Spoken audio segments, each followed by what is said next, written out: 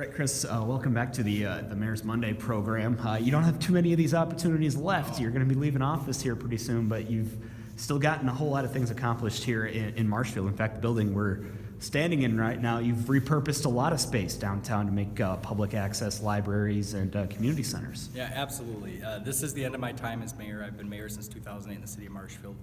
I've been fortunate to have been elected 5 times, re-elected 4 times.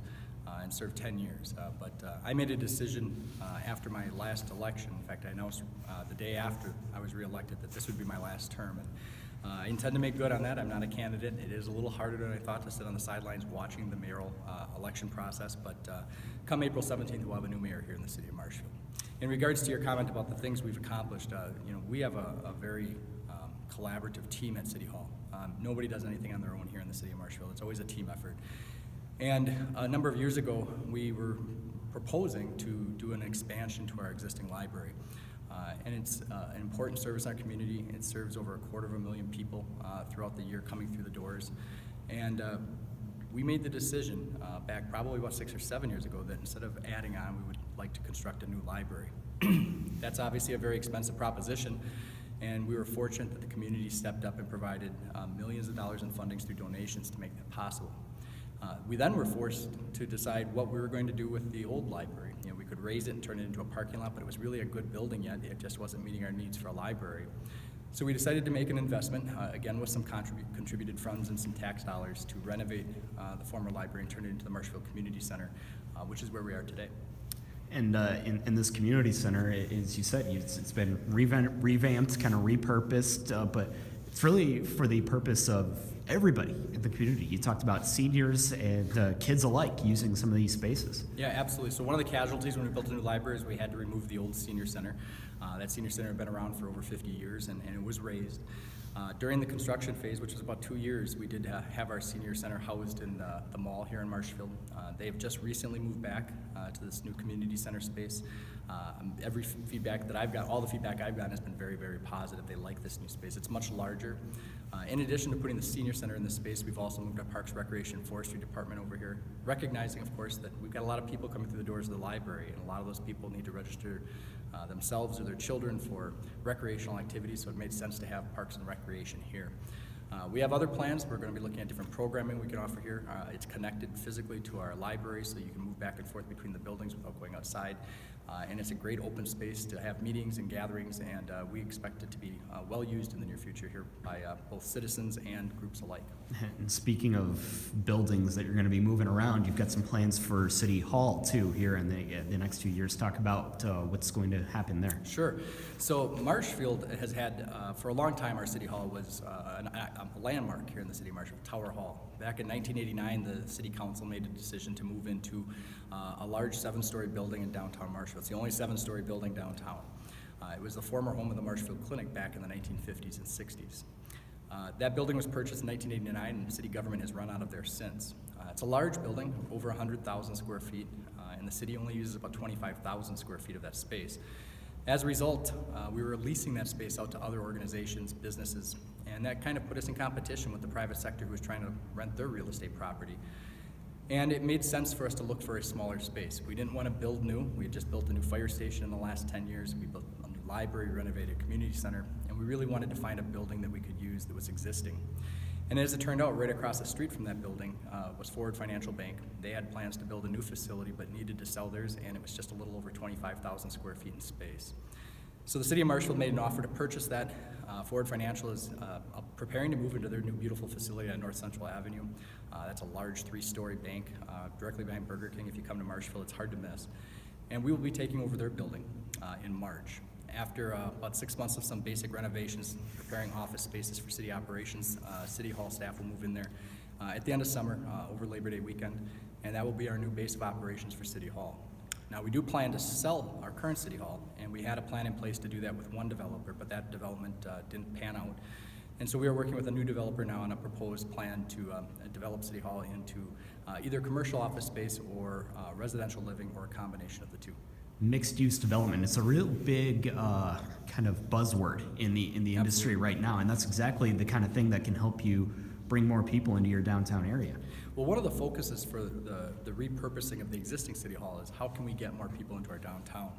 We've made significant investments in our downtown over the last few years. Right after I was elected mayor in 2008, we reconstructed Central Avenue. That was actually a state of Wisconsin project that came about because Central Avenue was no longer going to be a state highway. We had Veterans Parkway, and so that road was given to us, but it was rebuilt prior to that. But a brand new streetscape meant that we wanted to do other things downtown. So we did spend considerable amounts of money paving and rebuilding our connecting streets and the side streets around Central Avenue. We developed a facade improvement program to encourage business owners to renovate their buildings, make them look historic again. Back in the 1970s, it wasn't uncommon to take a 70 or 80-year-old building and put vinyl siding all over it. We've got a lot of those buildings open back up now so we can see the original brickwork, and it's been fixed. And that investment has paid significant dividends. With about $500,000 of investment in tax dollars, we've received over $2.5 million in economic impact from that. So that's a great return on investment. So it's important that now that we've made these investments in our downtown, that we get people downtown. And so residential living is certainly one way to do that. Another way is to have other spaces and other things for them to do other than just retail shopping downtown. And so as a result, this summer we'll be opening up Wenzel Plaza, which is right in the core of our downtown. It'll be a half-block park with programming available, meaning there'll be a music stage with some acts at it. There is a splash pad area for kids. There'll be some water features there. And we do have the ability to make that into an ice skating rink during the winter if we choose to. So a lot of things still to be determined there and how that space is going to be used. But again, it's all focused on trying to keep our downtown, revitalize our downtown, and make it the true centerpiece of the community that it should be.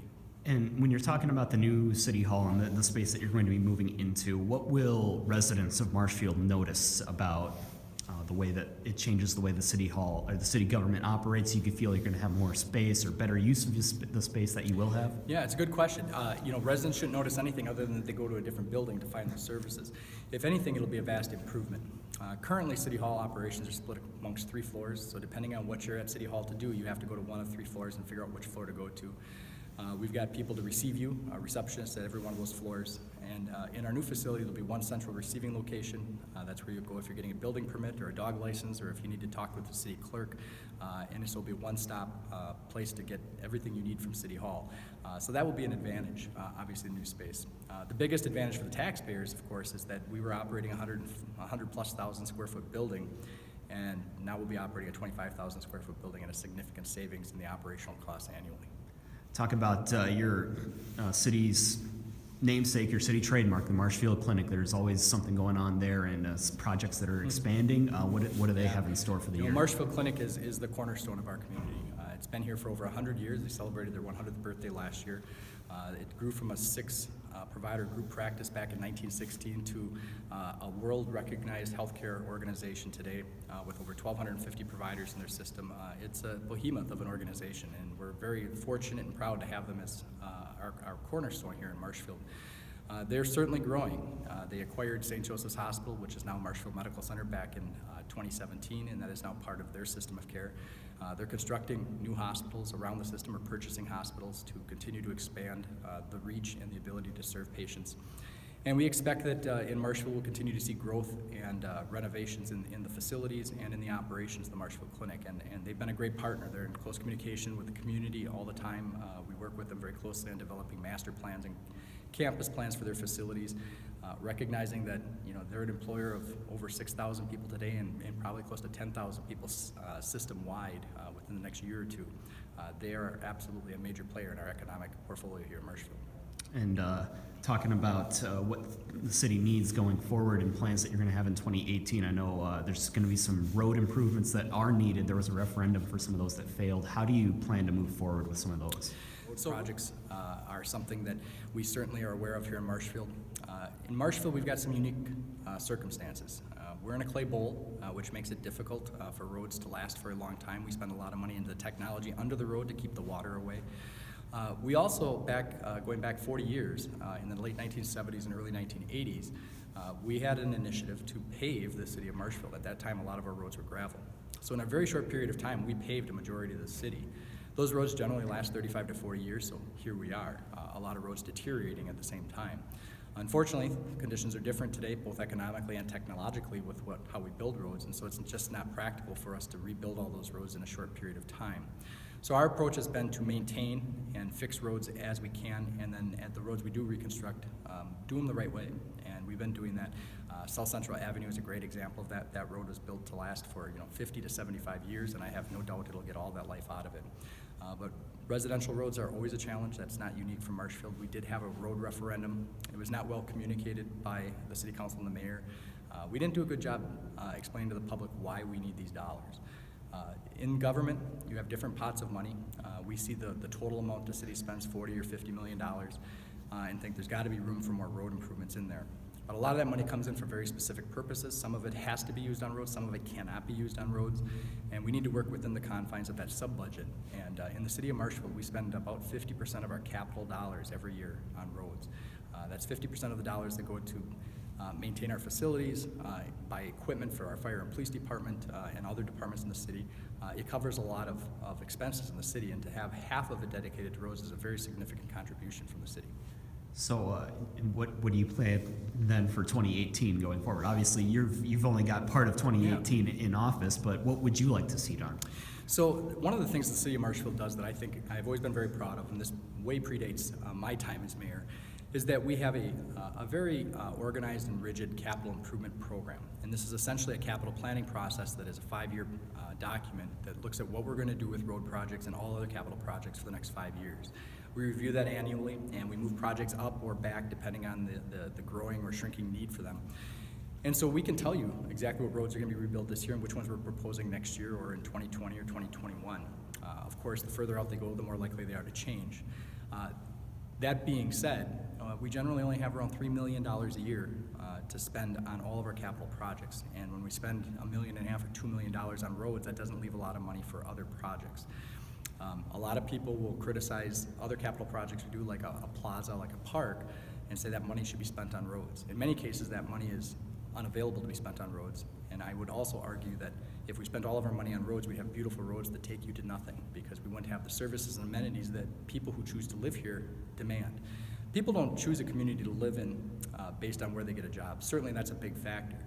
But they look for jobs in communities that have the quality of life they're looking for their family. They want a safe community, they want strong schools, they want access to resources like parks and recreation services, trails. And so if you don't have those, you create hiring challenges for your business partners in the community. So we do have to balance this. And it does mean that, like every other community across the country, roads are going to continue to be a challenge for the foreseeable future. And last thing before we let you go here, again, I already mentioned it a couple of times, you're going to be outgoing mayor in April. Any thoughts on the upcoming mayoral election? Could I get an endorsement out of you, maybe? Yeah, you're not going to get any endorsements because I've talked to all 3 candidates and said I wouldn't endorse anybody, because whoever's elected, I would be more than happy and willing to work with them. It's a daunting challenge. You find out you're elected on the first Tuesday in April, and you become mayor on the 3rd Tuesday in April. So you have 2 weeks to really plan to be mayor after you know you're going to be mayor. That includes making probably in the neighborhood of 40 or 50 committee assignments before you're actually sworn in. So I was fortunate. Mike Myers, who was the former mayor before me, was a huge asset for me as I took on this role. And I want to be able to do that for any of the candidates. I will say, I made the decision over 2 years ago not to run for another term after this one. The day after I was elected, I said this would be my last term. But as I said earlier, it's a lot harder than I thought to sit on the sidelines and watch this process. I will miss it dearly, but I've been very fortunate to serve my hometown for a decade, and that's thanks to the people who supported me, even when maybe sometimes they didn't agree with me.